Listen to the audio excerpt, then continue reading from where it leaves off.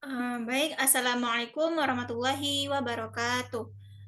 Perkenalkan, nama saya Windy Media Putri dengan NIM 21129139 dari Prodi Pendidikan Guru Sekolah Dasar. Yang terhormat dosen pengampu mata kuliah Inovasi Pembelajaran Bahasa Indonesia SD berbasis digital, Ibu Nana Fauzana Azima, MPD. Baiklah, di sini saya akan menjelaskan tentang panduan dalam membuat modul ajar pada kurikulum Merdeka. Tugas ini untuk memenuhi ujian tengah semester, yaitu mata kuliah Inovasi Pembelajaran Bahasa Indonesia SD berbasis digital. Panduan dalam membuat modul ajar dalam bahasa Indonesia yang pertama yaitu ada informasi umum. Informasi umum terdapat dalam modul ini yaitu ada identitas modul, kompetensi awal, profil pelajar Pancasila, sarana dan prasarana, target peserta didik, jumlah peserta didik, moda pembelajaran, dan strategi dan metode pembelajaran. Yang pertama yaitu ada informasi umum. Informasi umum yang pertama, identitas modul. Di identitas modul ini terdapat yaitu nama penyusun, instansi, tahun penyusun, jenjang sekolah, mata pelajaran, fase atau kelas, bab atau tema, dan topik, serta alokasi waktu. Di dalam informasi umum ini, yang terdapat pada identitas modul ini, terdapat mata pelajarannya itu ada Bahasa Indonesia, fase kelasnya C, yaitu kelas 5, bab 2, tema buku Jendela Dunia. Yang selanjutnya yaitu ada yang poin B, kompetensi awal.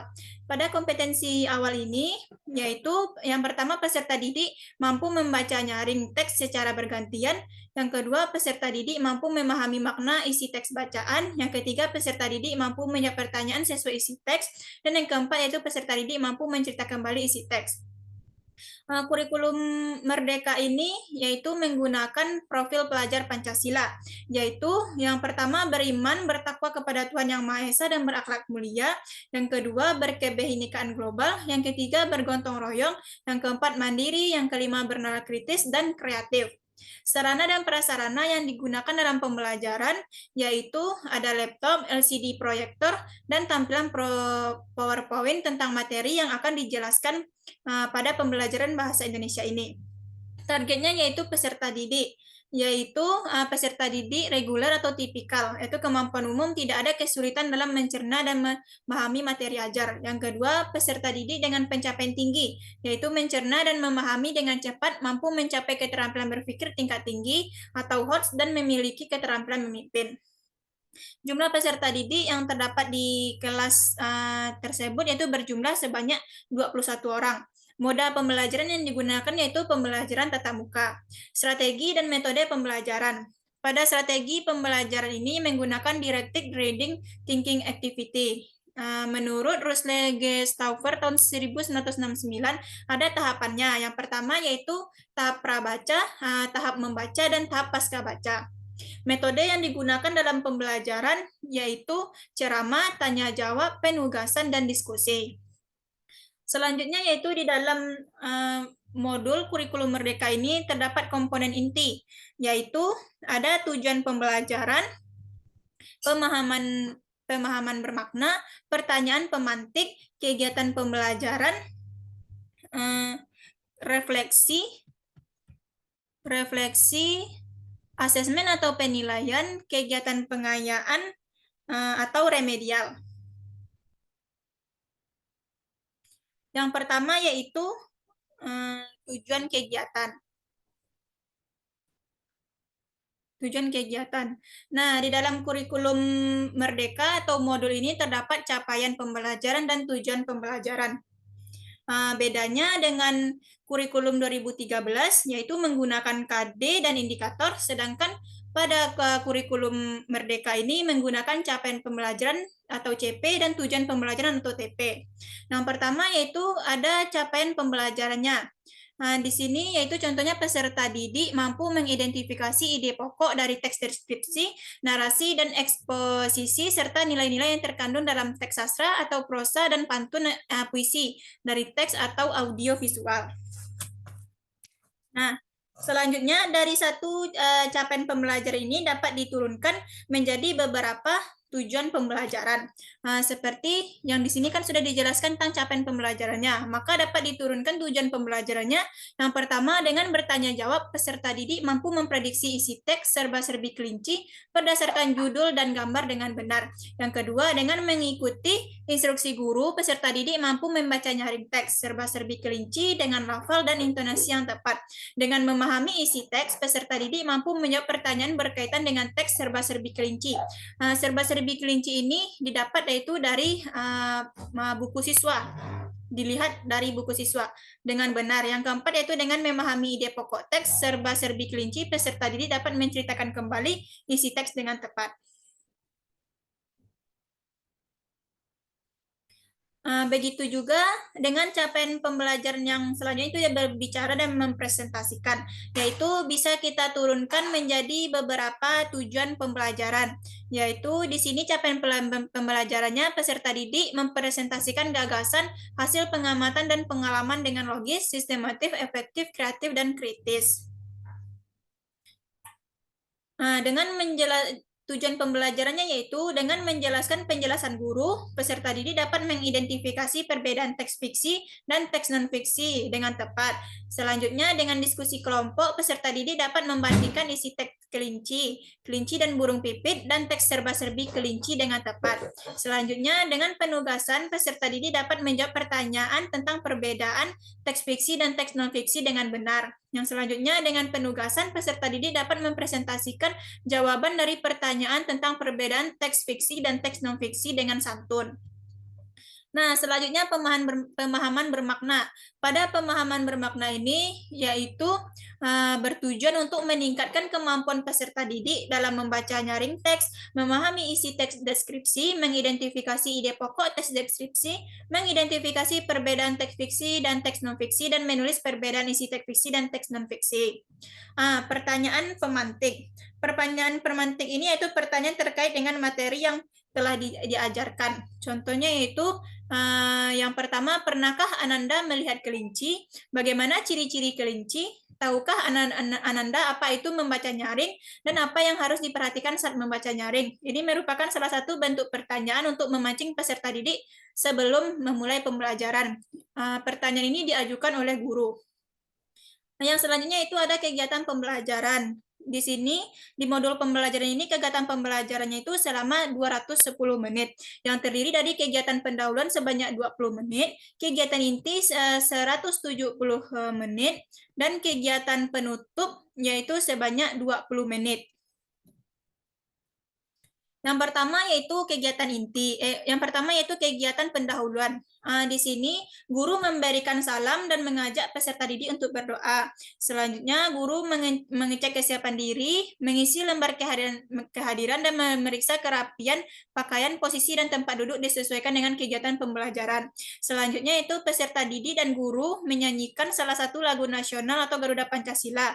Guru meminta salah satu peserta didik untuk memimpin lagu. Selanjutnya, peserta didik diingatkan kembali terkait pembelajaran sebelumnya yang berhubungan dengan materi pembelajaran hari ini. Nah, selanjutnya, guru menginformasikan topik pembelajaran yang akan dipelajari, yaitu membaca nyaring teks tentang hewan yang ada di sekitar kita yang sudah disesuaikan dengan capaian pembelajaran tadi. Yang selanjutnya, yaitu guru menjelaskan tujuan pembelajaran dengan singkat dan jelas kepada peserta didik. Selanjutnya, guru membangkitkan semangat dan meningkatkan konsentrasi peserta didik melalui tepuk semangat kreasi. Nah, setelah dilakukan kegiatan pendahuluan, baru masuk kepada kegiatan inti. Kegiatan inti ini terdiri dari membaca, berbicara, berdiskusi, dan mempresentasikan. Yang pertama yaitu ada tahap prabaca. Tahap prabaca ini dilakukan sebelum tahap membaca, yaitu seperti guru bertanya kepada peserta didik, apakah mereka pernah melihat kelinci? Yang selanjutnya yaitu tahap membaca. Pada tahap membaca ini, peserta didik diarahkan untuk membaca nyaring teks pada buku siswa, serba-serbi kelinci secara bergantian sesuai teknik membaca nyaring yang benar. Dan setelah membaca, yaitu masuk kepada tahap pasca baca, yaitu peserta didik dibimbing guru untuk mengutarakan pendapatnya mengenai teks yang sudah dibaca tadi.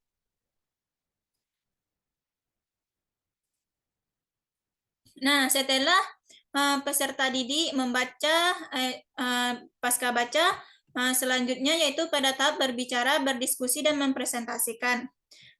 Pada tahap ini, peserta didik mendengarkan penjelasan guru tentang pengertian dan jenis teks fiksi dan teks non-fiksi. Nah, sudah dapat dipahami dari slide yang sudah ditampilkan. Itu lanjut kepada guru menjelaskan bahwa teks kelinci kecil dan burung pipit dan teks serba-serbi kelinci memiliki persamaan, yakni menyebutkan kelinci pada isi teksnya. Selanjutnya, guru bertanya kepada peserta didik dapatkah mereka menemukan perbedaan kedua teks tersebut. Nah, untuk menjawab pertanyaan peserta didik dibagi menjadi beberapa kelompok secara berpasangan dengan teman sebangkunya. Peserta didik secara berkelompok berdiskusi mengerjakan LKPD 2, yaitu membandingkan isi teks kelinci, kecil, dan burung pipit, dan teks serba-serbi kelinci dengan tepat. Nah, setelah kegiatan inti dilakukan, maka masuk kepada kegiatan penutup. Nah, pada kegiatan penutup ini, peserta didik dengan bimbingan guru melakukan refleksi. Selanjutnya, peserta didik diminta untuk menyimpulkan pembelajaran yang dilakukan pada hari ini. Selanjutnya, peserta didik mengerjakan soal evaluasi, dan peserta didik mendengarkan pesan moral yang disampaikan oleh guru. Guru memberikan pesan moral kepada siswa terkait materi apa yang sudah mereka pelajari pada hari itu. Dan yang terakhir yaitu guru mengajak semua peserta didik berdoa untuk mengakhiri kegiatan pembelajaran. Selanjutnya itu masuk kepada refleksi, yaitu ada refleksi siswa dan juga ada refleksi guru. Dan selanjutnya ada asesmen penilaian. Penilaiannya yaitu ada penilaian sikap, penilaian pengetahuan, dan penilaian keterampilan. Selanjutnya kegiatan pengayaan dan remedial. Kegiatan pengayaan yaitu dilakukan agar peserta didik dengan nilai rata-rata dan nilai di atas rata-rata mengikuti pembelajaran dengan pengayaan. Dan remedial diberikan kepada peserta didik yang membutuhkan bimbingan untuk memahami materi atau pembelajaran, mengulang kepada siswa yang belum mencapai capaian pembelajaran. Nah, di dalam modul ajar ini juga perlu dilampirkan, yaitu ada lampiran asesmen. Lampiran asesmen. Ada lampiran LKPD, lampiran bahan ajar, glosarium, dan daftar pustaka. Yang pertama yaitu lampiran asesmen, yaitu penilaian sikap. Yang pertama itu ada penilaian sikap. Bentuk penilaian sikapnya yaitu ada beriman dan bertakwa kepada Tuhan Yang Maha Esa, bernalar kritis, mandiri, dan bergotong royong. Selanjutnya ada penilaian sikap yang termasuk ke dalam profil pelajar Pancasila. Profil pelajar Pancasilanya yaitu beriman dan bertakwa kepada Tuhan Yang Maha Esa, bernalar kritis, mandiri, dan bergotong royong. Selanjutnya yaitu ada penilaian pengetahuan. Di dalam penilaian pengetahuan ini terdapat pada penilaian proses. Penilaian prosesnya itu terdiri dari indikator. Indikatornya memprediksi isi teks berdasarkan judul dan gambar, menjawab pernyataan berkaitan dengan isi teks, membandingkan isi teks fiksi dan teks non-fiksi, menjawab pertanyaan perbedaan teks fiksi dan teks non-fiksi. Nah, ini terdapat nilainya itu ada sangat baik, baik, cukup, dan perlu bimbingan. Panduan konversi nilai skala 0 sampai 100, 81 sampai 100, predikatnya mendapat nilai A, yaitu klasifikasi sangat baik. Konversi nilai 66 sampai 80, yaitu predikatnya B, yaitu klasifikasi baik. 51 sampai 65, predikatnya C, klasifikasi cukup. Dan 0 sampai 50, yaitu predikat D, yaitu klasifikasi kurang. Selanjutnya yaitu pada penilaian akhir atau formatif, yaitu terdapat kisi-kisi soal evaluasi bahasa Indonesia. Nah, pada kisi-kisi soal evaluasi ini juga terdapat capaian pembelajaran, tujuan pembelajaran, indikator soal, soal dan bentuk soal, kunci jawaban, ranah, dan skor.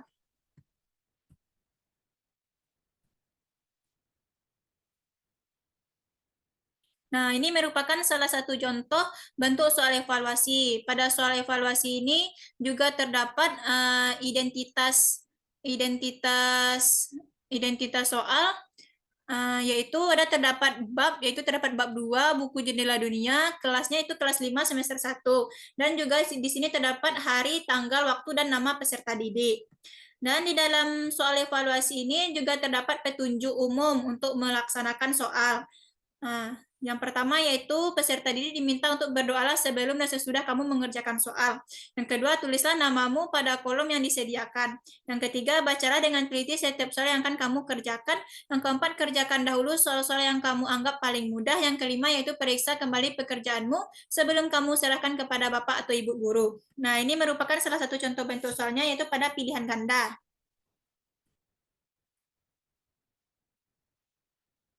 Nah, ini merupakan soal evaluasi pada isian.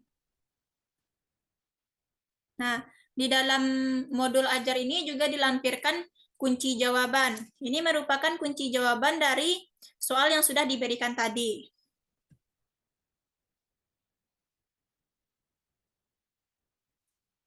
Nah, ini merupakan rubrik penskoran, yaitu bentuk soal 1 sampai soal 10, yaitu soal objektif, yang isiannya yaitu dari nomor 11 sampai nomor 15. Nah, untuk penilaian konversi nilainya hampir sama dengan penilaian sikap tadi. Yang ketiga yaitu ada penilaian keterampilan. Pada penilaian keterampilan ini terdapat pada indikatornya yaitu membaca nyaring teks, menceritakan kembali isi teks serba-serbi kelinci dengan bantuan ide pokok, mempresentasikan perbedaan teks fiksi dan teks non-fiksi. Nah, ini merupakan ada 4 yaitu penilaiannya sangat baik, baik, cukup, dan perlu bimbingan.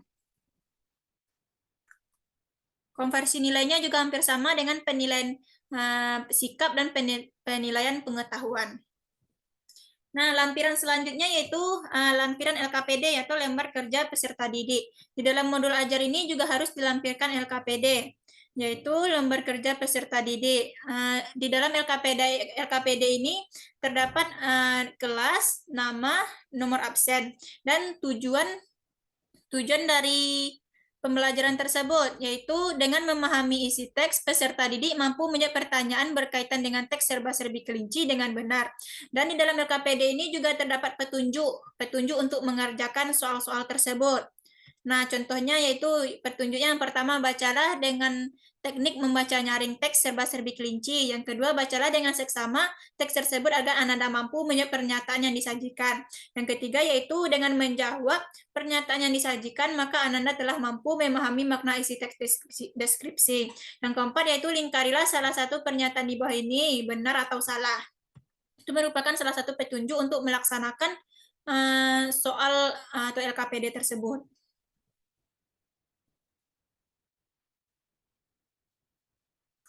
Nah, ini kunci jawabannya. Kunci jawabannya juga perlu dilampirkan di dalam modul kurikulum 2000 di dalam modul kurikulum Merdeka ini. Ini salah satu bentuk contoh lembar kerja peserta didik atau LKPD yang kedua.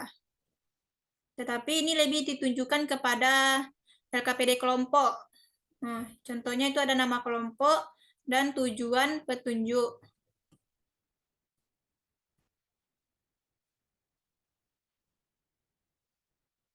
LKPD ini dicantumkan tergantung berapa banyak materi yang terdapat pada pembelajaran tersebut. Di sini saya mencantumkan 3 LKPD karena materi pembelajarannya banyak. Nah, selanjutnya yang dilampirkan yaitu ada bahan bacaan guru dan peserta didik. Ini merupakan bahan bacaan guru yang dilakukan selama proses pembelajaran. Ini merupakan panduan yang harus dipegang guru agar pembelajaran tersebut sesuai dengan tujuan pembelajaran atau capaian pembelajaran yang telah ditetapkan. Contohnya ini di sini yaitu ada pengertian membaca nyaring. Ada cara-cara membaca nyaring yaitu yang pertama suara nyaring, yang kedua membaca lancar, yang ketiga pelafalan jelas, yang keempat intonasi tepat, yang kelima tanda baca sesuai, yang keenam sikap yang baik, yang ketujuh yaitu berikan ekspresi. Nah, di sini juga terdapat pada bahan ajar ini juga terdapat tujuan membaca nyaring. Nah, ini merupakan lampiran dari bahan ajar. Nah, ini juga merupakan salah satu contoh bahan ajarnya. Dan yang terakhir yaitu ada glosarium. Nah, glosarium ini merupakan istilah yang dipakai atau kata yang berkaitan dengan kurikulum merdeka. Nah, contohnya itu yang pertama ada capaian pembelajaran. Capaian pembelajaran itu merupakan kemampuan yang diperoleh melalui internalisasi pengetahuan, sikap, keterampilan, kompetensi, dan akumulasi pengalaman belajar peserta didik. Yang selanjutnya itu ada metode pembelajaran, merupakan cara yang digunakan guru untuk mewujudkan suasana belajar dan proses pembelajaran agar peserta didik mencapai kompetensi dasar atau seperangkat indikator yang telah ditetapkan. Nah, selanjutnya itu ada strategi. Strategi itu merupakan kerangka konseptual yang melukiskan prosedur yang sistematis dalam mengorganisasikan pengalaman belajar untuk mencapai tujuan belajar. Selanjutnya itu ada pelajar Pancasila, yaitu perwujudan pelajar Indonesia sebagai pelajar sepanjang hayat yang memiliki kompetensi global dan berperilaku sesuai dengan nilai-nilai Pancasila, dengan 6 ciri utama, yaitu beriman, bertakwa kepada Tuhan Yang Maha Esa, berakhlak mulia, berkebinekaan global, gotong royong, mandiri, bernalar kritis, dan kreatif. Yang selanjutnya itu ada pengayaan. Pengayaan itu merupakan kegiatan yang diberikan kepada peserta didik, kelompok peserta didik kelompok cepat agar mereka dapat mengembangkan potensinya secara optimal dengan memanfaatkan sisa waktu yang dimilikinya.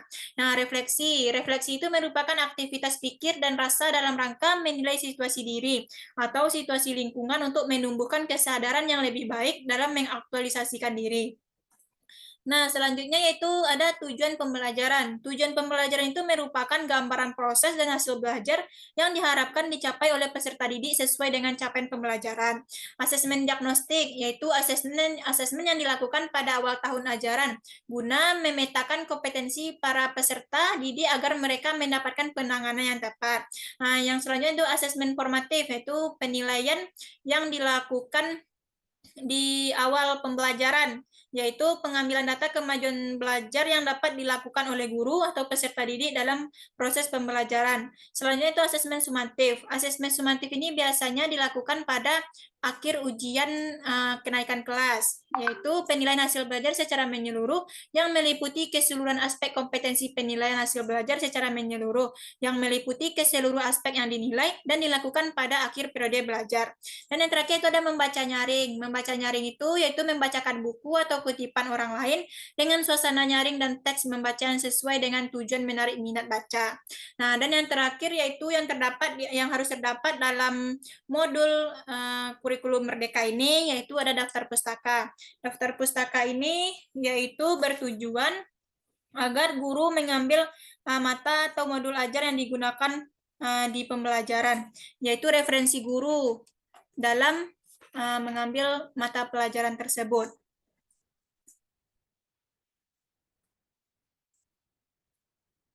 Dan daftar pustaka ini juga dijadikan sebagai referensi agar pembelajaran tersebut sesuai dengan apa yang diharapkan. Nah, itulah panduan yang dapat saya jelaskan dalam membuat modul ajar pada kurikulum Merdeka. Selanjutnya, kalau ada salah dan kurangnya, saya mohon maaf. Terima kasih. Saya tutupi dengan Assalamualaikum warahmatullahi wabarakatuh.